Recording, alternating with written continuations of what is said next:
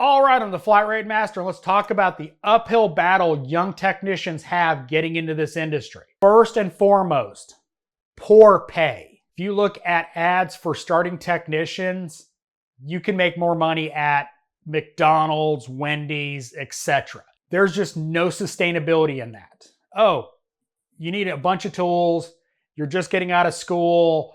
Oh, we're paying you nothing, and you have to buy a bunch of tools. Hope you're living at home. That needs to be adjusted. That just straight up, we need to fix that.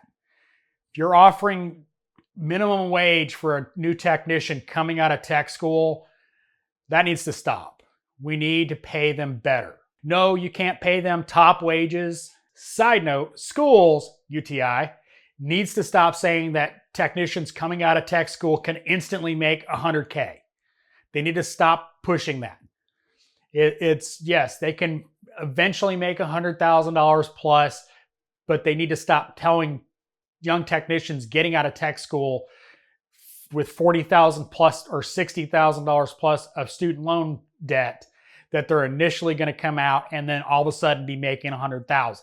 That's just unreasonable. And that is a huge problem as well. Realistic expectations coming out of school. And that is not just a UTI thing. They do some of the same stuff with college classes. Oh yeah, you can get a job making this much money, except you're not going to make that much money. There's, obviously college, degrees that you get out of school and you make some money, but that's another subject. New technicians should not be dumped into flat rate. As much as I am an advocate for flat rate, that is a recipe for disaster for everybody involved. The young technician and the shop. They're not capable of handling flat rate at that point. They're going to make expensive mistakes.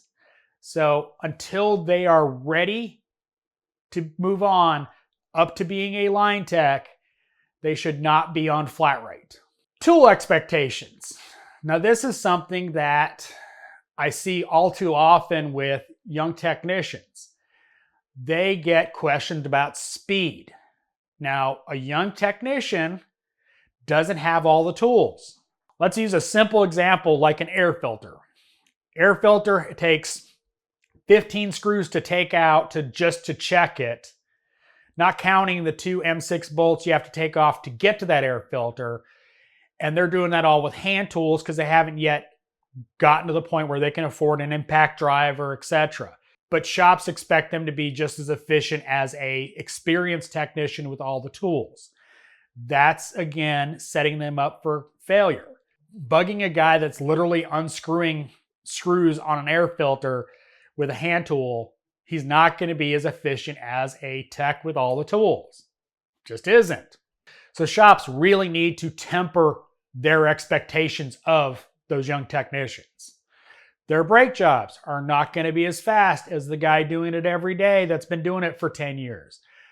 When they have to do other repairs, they're going to be less efficient. It's part of the learning curve. Mentorship. We need more mentorships in this industry. We need shops that understand the best way to get the best technicians is to grow them. Growing technicians in-house is still the best way to get the best technicians you can. So you can train them the way you want, you can send them to training that is appropriate for their level, and you can continue to grow them as a technician. So as their skills grow, you can continue to develop their talents. As a technician grows, you'll be able to see where they're excelling and where they're struggling. Now, I'm not saying a technician that struggles with electrical diagnostics isn't going to get there, but as you're watching a technician grow, you can kind of see, oh, he's really good at this, needs to work on this. So we can work on that while pushing a lot of that kind of stuff to him. So you can continue to let him grow as a technician and broaden all of his skills while letting him make money doing stuff he's already good at. And that's the key to bringing up a young technician, is making sure he's got plenty of work he's confident with. So let's talk about confidence with young technicians, especially when it comes to diagnostics and repairs. That's one of the biggest questions I get is how do I get more confident at doing XYZ? My answer to that is always repetition. The more you do something, the better you get at it, the more confident you will be. It's a simple fact. The more you repeat, the more confidence you will build. That's it. You build confidence, you do it again, you build more confidence, and eventually you'll be able to walk up to that service writer and go, this is what's wrong with this car, sell it. As an industry, we need to improve the experience for young technicians coming into this industry. Young technicians coming into this industry should not be making less effectively than they can make working at McDonald's. That needs to change. I know this was ranty, but we need to bring up the industry. As always, thanks for watching. I am the Flat Rate Master.